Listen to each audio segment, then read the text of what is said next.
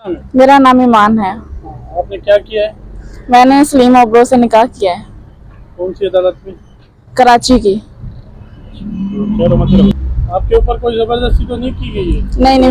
नहीं मेरे पर कोई जबरदस्ती नहीं हुई। आपने अपने रजा खुशी से शादी की है? हाँ जी, मैंने अपनी रजामंदी से शादी की है। अभी क्या आपको कौन धमकियाँ दे रहा है? घर वाले धमकियां दे रहे हैं, भाई क्या वाले। नाम है उनके? जहांगीर नाम है। अच्छा, और घर में मतलब कि बार बार फोन आ रहा है सबका ही।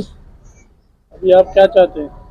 हम सेफ्टी चाहते हैं कि मतलब कि वो हमें धमकियां ना दें, हम सुकून से रहें। आपको तहफ़्फ़ुज़ दिया जाए। जी।